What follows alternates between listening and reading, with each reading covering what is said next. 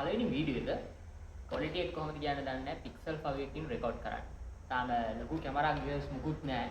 හරි ඒව වැඩක් නැහැ. අපි බලමු අපි ආව කාරණේට අපි අද කරන්න යන වීඩියෝ එක මොකක්ද කියන එක.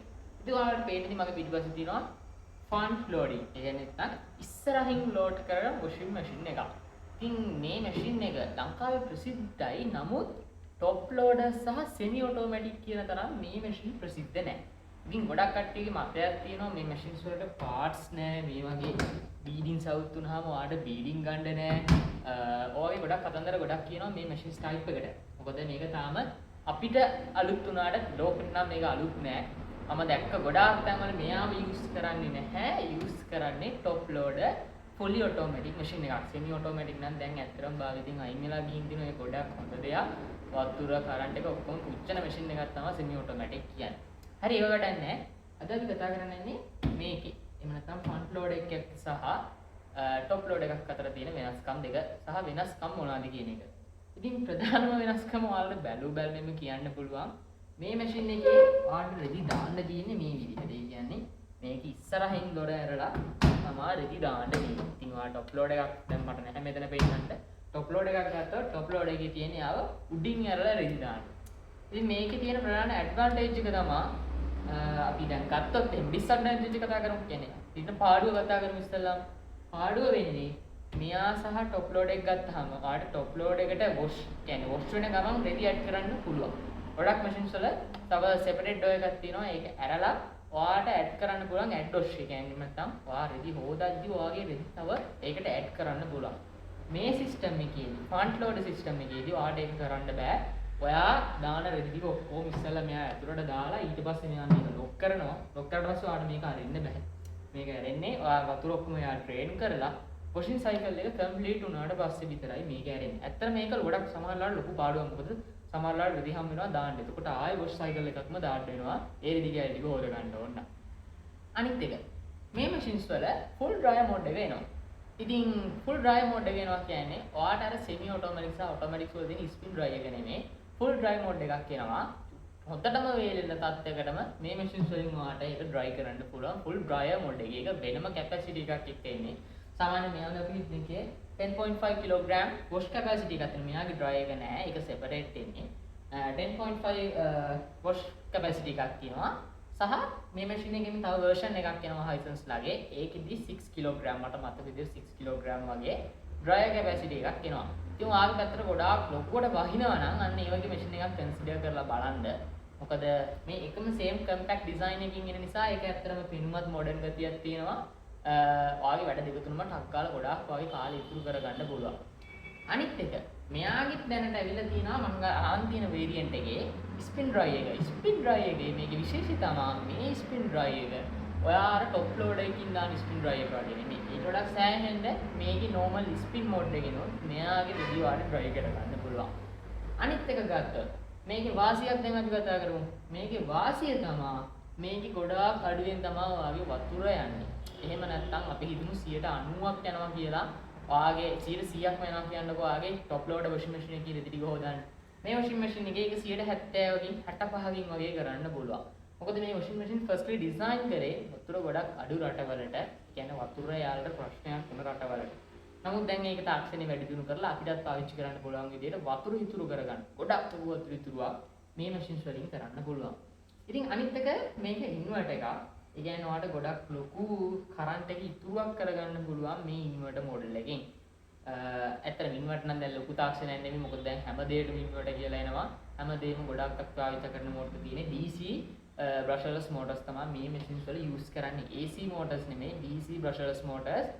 ඇත්තටම ගොඩක් හොඳ ආයු කාලයක් තියෙනවා. නමුත් ඔයාගේ කරන්ට් එක ලොකුවට ප්‍රශ්නයක් තියෙනවා නම් මේ machines වලට බලපෑමක් තියෙනවා. ඒක ඔයා මේක type එකේ විතරක් නෙමෙයි top load එක inverter එකක් ගත්තා ඔයාගේ power එහෙම නැත්නම් ඔයා අරන් දෙන socket එක හෙල්ලෙනවා කරන්ට් එක එනවා වුණොත් මෙයාගේ තියෙන controller boards වලට ප්‍රශ්නයක් වෙන්න පුළුවන්. replace කරන්න ගියොත් warranty නැත්තම් සාමාන්‍යයෙන් ලොකු ගාණක් යනවා. ඔයා මොන inverter product එක ගත්තත් සෑහෙන ලොකු cost එකක් දරන්න වෙනවා. මේකේ board එක replace කරන්න වුණොත් මේක නෙමේ ඕනම inverters එක. ඉතින් front loaders නම් ඔක්කොම ඉන්නේ inverters දැනට ලංකාවේ බහුතරයක් inverters.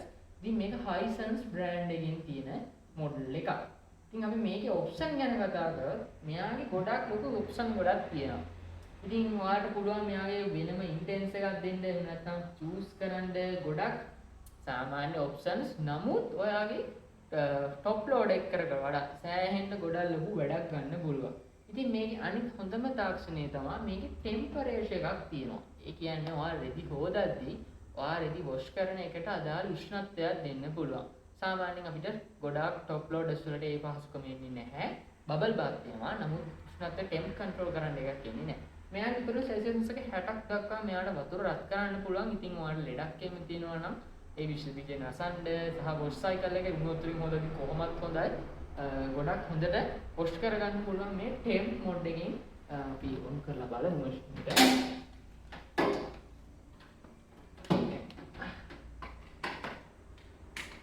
මේ ටෙම්ප් මොඩ් එකට ගිහිල්ලා අදාළ ටෙම්පරේචර් වෙනස් කරලා ඉතින් ඒකෙන් ඔයාලට ඒ පහසුකම ගන්න පුළුවන්. අනිත් එක මේකේ Wi-Fi තියෙනවා. ඔයාලට මොබයිල් ෆෝන් ඇප් එකකට පාවිච්චි කරගෙන මේ බටන්ස් මොකුත්ම පාවිච්චි කරන්නේ නැතුව මේ රිමෝට් කන්ට්‍රෝල් ඇප් එකට දාලා මේ මැෂින් එක පාවිච්චි කරන්න පුළුවන්. මොකක්ද ගොඩක් টොප් ලෝඩර්ස් වලට ඉන්නේ නැති ඔප්ෂන් එක. අනිත් එක තමයි මේ මැෂින් එකේ තියෙනවා මෙන්න ඇන්ටි මයිට් කෙයා කියන ඔප්ෂන් එක. මේක පැය 1 විනාඩි 40ක් විතර යන ඔප්ෂන් එකක්. ඔයාගේ ළමයි ඉරෙදි හිම තියනවා නම් හොඳට වොෂ් සයිකල් එකක් මෙයා කරනවා. අනිත් එක ගොඩක් කට්ටිය කියන නැති දෙයක් තමයි මේ টොප් ලෝඩර්ස් වොෂින් මැෂින්ස් වලට තියෙන පහසුකමක් තමයි මෙයාගේ රෙදි පරිස්සම් වෙනවා. ඉතින් ඔයා අපි හිතමු ඔයා යූස් කරනවා කියන්නකෝ টොප් ලෝඩ් මැෂින් එකක්. මේක ෆ්‍රන්ට් ලෝඩ් එකෙන් දෙක කම්පෙයාර් කරලා බැලුවාම ඔයාලට ගොඩාක් කාලයක් වගේ රෙදි පාවිච්චි කරන්න පුළුවන්. ඔයා මේ ෆ්‍රන්ට් ලෝඩ් මැෂින් එකක් ගත්තොත්. ඉතින් මේ ෆ්‍රන්ට් ලෝඩ් එකේ තියෙන ටබ් එකක් ඔයාලට බලන්න පුළුවන්. ලොකු ටබ් එකක් තියෙනවා මේක ඇතුලේ. මේ ටබ් එක ඇතුලේ තමයි වොෂ් සයිකල් එක කරන්නේ. ඉතින් මේකේ තියෙන මේ රබර් රෝලින් එකක් ටිකක් පරිස්සමින් පාවිච්චි කරන්න ඕන මැෂින් එකක්. අර අපි টොප් ලෝඩර්ස් වලට ගන්නවා වගේ දිගින් බිඩින් ගහලා මැෂින් පාවිච්චි කරන්න බෑ. මේගොල්ලෝ හිමින් පාවිච්චි කරන්න ඕන. ඊළඟට තියෙන අඩුවම කියන්නේ අපිට තියෙන පාඩුව තමයි මෙයාගේ වොෂ් සයිකල්ස් ගොඩාක් වැඩි. සාමාන්‍යයෙන් අපි টොප් ලෝඩ් මැෂින් එකක් එක කම්පෙයාර් කරාම මෙයාගේ සාමාන්‍ය විනාඩි 30ක් 40ක් වැඩි සමහර සයිකල්ස්. ඉතින් මේකේ හැම ඔප්ෂන් එකම තියෙන අඩුම 15 තියෙනවා. විනාඩි 15න් හොද ගන්න. ආඩ හොඳට රෙදි හොදන්න නම් 15 මදි අවංකව මේක යූස් කරන ඉන්න මම මේක දන්නවා. අඩුම ඔයා මේ power 49 දාන්න ඕනේ. ඒ කියන්නේ විනාඩි 49ක් යනවා. සාමාන්‍යව කම්ප්ලීට් වෙදි පැයකට ආසන්න ගාණක් යනවා. මොකද මෙයා අපේ රෙදි ටික ඉස්සෙල්ලා වෙයිට් කරනවා. රෙදි කොච්චර බරයිද කියලා වෙයිට් කරලා තමයි ඔයාගේ වොෂ් සයිකල් එකට ගන්න. එතකොට ඔක 49 ඊට වඩා වැඩි වෙනවා. අපි ටෙම්පරේචර් එක වැඩි කරා. ඒක ඊට වඩා වැඩි වෙනවා. දැන් සමහර ටෙම්පරේචර් එක 40ට වගේ දාමු. එතකොට ඔකේ ටයිම් එක තව වැඩි වෙන්න බලන්න. ඉතින් ඔයගේ ඔප්ෂන් තමයි තියෙන්නේ. ඉතින් මේකේ තියෙන බාඩුව තමයි ඔයාට අර මේ টොප් ලෝඩ් එක තරයි ඉතන ලොකු වෙනසක් නැහැ. විනාඩි 30ක් විතර මෙයා හොදන්න පරක්කුයි. නමුත් මේකේ තියෙන වාසි ඔය පිළිවෙලට කතා කරමු. මෙයා රෙදි හොඳටම හොදනවා. සුපිරියට මෙයාගේ රෙදි හොදන්න පුළුවන්. টොප් ලෝඩර්ස් වගේ නෙමෙයි. රෙදි වල කල්පයක් ගොඩාක් හොඳයි. හොඳ ඩ්‍රයින් කැපැසිටි එකක් තියෙනවා. හොඳට රෙදි වේල ගන්න පුළුවන්. රෙදි පරිස්සම් දෙපාරක් කියුණා. ඔප්ෂන්ස් ගොඩක් ලොකු ඔප්ෂන් තියෙනවා. ටෙම්පරේචර් ඔප්ෂන් එක තියෙනවා. ඇප් කන්ට්‍රෝල් තියෙනවා. අනිත් එක මොඩර්න්. ඉතින් තාක්ෂණය කියන දේ අලුතින් දවස් වෙනස් වෙනවා. ඉතින් අපි හැමදාම එකම තැන ඉඳලා හරියන්නේ නැහැ නේ. අර টොප් ලෝඩර්ස් කැතයි. අතර මගේ මතය යනවා টොප් ලෝඩර් වොෂ් මැෂින්ස් කැතයි. මම ආසයි මේ ස්ලීක් මොඩර්න් ඩිසයින් එකට. ඉතින් ඔයාලට ඕන තැනක තියාගන්න පුළුවන්. වතුර ලීක් වෙන්නේ නැහැ. එහෙම කිසි ප්‍රශ්නයක් නැහැ. දැන් මට මැෂින් එක අරන් මාස 3ක් විතර වෙනවා. තාම නම් මට කිසිම රේගයක් ආවේ නැහැ.